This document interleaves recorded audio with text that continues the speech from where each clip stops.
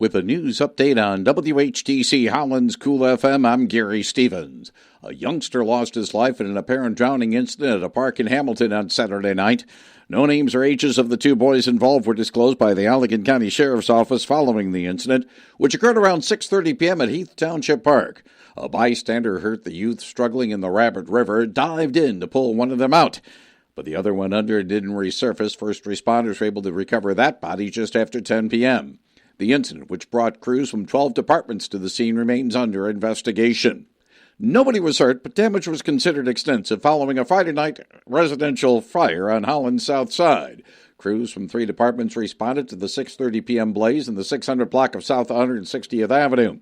A garage attached to a house had caught fire, with the flames spreading to the dwelling when firefighters arrived. 4 adults were able to successfully flee the structure by the time first responders arrived, with 3 dogs and a cat subsequently rescued safely by those crews. It took about 5 hours to bring the fire under control, along with dousing down remaining hotspots and conducting overhaul operations. No firefighters were reported injured. The cause of the fire wasn't immediately determined, nor was any dollar estimate of damage sustained, as the incident remains under investigation. An effort to oust the Door Township supervisor apparently continues. Some residents of that northeast Allegan County community, unhappy with the proposed $48 million Microsoft data center on 272 acres near 144th Avenue and US 131, have twice attempted to begin circulating a petition for recalling Jeff Meiling from his leadership position over this matter. However, the petition language has been rejected twice by the county's election commission in clarity and factuality hearings, and as County Clerk Bob Janetsky explained, why recall must be based on current facts and not opinions. Unfortunately for the petitioners in the first round, the issues that they brought up were from the previous term, and the recall laws say that you can only be recalled for something in your current term. And I get that. If you think about it, I mean, we've got some township supervisor who've been in office for 20 years or something. Somebody could go way back and just try and take swipes at you for something you voted on 16 years ago. Meiling has been supervisor since 2013. Janetsky believes that another petition language request to the Election Commission is expected. However, the requirements of gathering around 5,000 validated signatures by the September 3rd deadline for placing the recall on the November 3rd general election ballot may be too short of a time frame for it to be accomplished. Due to Michigan's election regulations, the next possible date for such a vote would be May 4th, 2027. Apparently, Ryan Cummins is doing a fine job overseeing day-to-day operations in Saugatuck. After a closed-door evaluation of the city manager's duties this past Wednesday, that Lakeshore Community City Council is prepared to offer him a $3,000 one-time lump sum performance bonus if that measure is approved during tonight's biweekly business meeting. All other terms of his current contract will remain intact. This was the second such sizing up of Cummins' efforts. He had been the planning and zoning administrator, and he was handed the operational reins on an interim basis when Ryan Heiss resigned in February 2024 and emerged among 3 finalists for the full-time position 3 months later. Other matters to be decided by the governing panel include approving employee health insurance benefits, as well as renewing the city's property and liability insurance, both for fiscal 2027, which begins a week from Wednesday. The Saugatuck City Council's 6:30 p.m. business session is in the second-floor meeting room of Saugatuck City Hall off of Butler Street.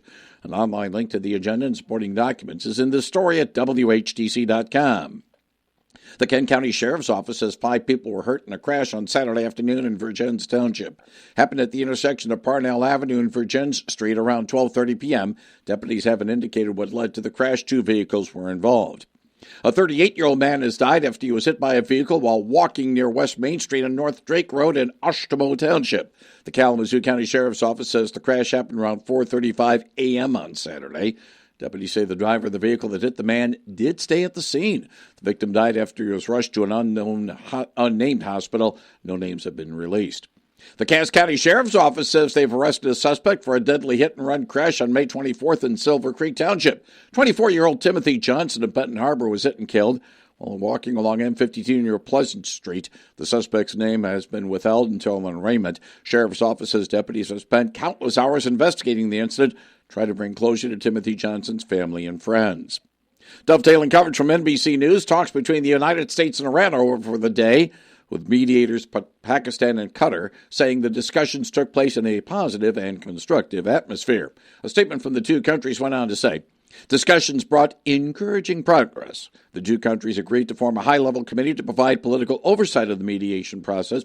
Chief negotiators will brief the committee regularly and lead working groups on nuclear issues, sanctions, and monitoring and dispute resolution to ensure the Memorandum of Understanding is carried out effectively. That may not be an easy thing to do, according to Michigan 5th District Congressional Republican Tim Walberg of Tipton. You're dealing with a nation right now, a very, very split leadership that is used to working on agreements and then lying and breaking them. And so I think that's why these negotiations go on and why they're called memorandums of understanding, recognizing the fact that we'll have to continue seeing movement forward. The committee also endorsed a roadmap aimed at reaching a final agreement within 60 days, with technical talks continuing this week in Switzerland. Drivers in Michigan are paying an average of $4 even per gallon to start the week. AAA of Michigan says that's the lowest average price statewide since April. Down 18 cents a gallon from last week, 71 cents in the past month, but is 71 cents more than a year ago. Michigan's highest prices in Metro Detroit and Ann Arbor at $4.12. The lowest price is Grand Rapids at $3.81. A 15-gallon tank of gas costs $60 on average statewide. Over 200 people attended a virtual hearing that was hosted this past Thursday by the Michigan Department of Environment, Great Lakes, and Energy for the Line 5 tunnel project proposal. Enbridge Energy wants to build the tunnel to put their twin oil and natural gas lines currently on the lake bed underground. Both supporters and opponents made their cases to regulators as the tunnel project remains in legal limbo. It had been approved by former Governor Rick Snyder, but has been opposed by current Governor Gretchen Whitmer and Michigan Attorney General Dana Nessel. Regulators are taking public comments on the tunnel proposal through next Tuesday. A water spout that formed on Otsego Lake on June 16th has been confirmed to be the state's 22nd tornado of 2026. The National Weather Service says it was a weak EF0 tornado with peak winds of 65 miles an hour, but it did flip boats and boat lifts on the lake. It was the second tornadic water spout in a couple of months that was confirmed in northern Michigan. Nobody was hurt in this latest spout. Legend Sports and Games in Grand Rapids has purchased a collection of rare baseball cards from 1933. The owner was shocked to learn that she had what she had. Store owner Lou Brown says a box of cards could be worth more than $100,000. Had 4 Babe Ruth cards, 2 of Lou Gehrig. Brown says having the 4 Ruth cards is a big deal. He says the other 200 cards were also stunning. Said the woman was in disbelief that she had the cards that were worth that much. They were found hidden in her late brother's storage unit in Nebraska.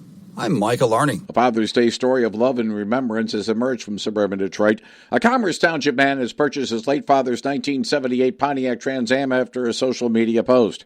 Aaron Gennari put the picture of the white Trans Am in a Facebook group after his father Mike died this past March following a 9-year cancer battle. And he and the new owner of it in Massachusetts realized it was the same vehicle due to a crack in the front spoiler. He wasn't going to sell it to the general public, but once I found it, he was like, okay, I'm only going to sell this to you. Aaron Gennari and his 2 grandfathers made the trip to Massachusetts to buy the car back on Father's Day yesterday. Matt Vierling's RBI single in the 10th inning enabled A.J. Hinch's Tigers to rally past the visiting White Sox yesterday 5-4. What a homestand so far. In a good series, obviously a high character win, a lot of different contributions. It is nice to see things go our way and find a way to fight and claw back. Tonight, while Chicago hosts the Cleveland Guardians at Wright Field, Detroit welcomes the New York Yankees to Comerica Park, with coverage from Dan Dickerson at 5:45 p.m. on WHTC Holland's Cool FM. Yesterday's scheduled Cubs game against the visiting Toronto Blue Jays at Wrigley Field was postponed due to inclement weather. It'll be made up on August 6th. Chicago meets the Mets in New York this evening. Rainer Castillo allowed 3 hits with 5 strikeouts over 5 innings as the Whitecaps handled the visiting Lansing Lugnuts at LMCU Ballpark in Comstock Park yesterday 4-1. West Michigan takes on the Dragons in Dayton tomorrow night. Mayu Yamashita fired an 8-under-64 to force a playoff, and then birdied the extra hole to edge Lottie Wood and win the Meyer LPGA Classic, for Simply Give, at the Blythefield Country Club in Belmont yesterday. Get the latest news anytime at WHTC.com.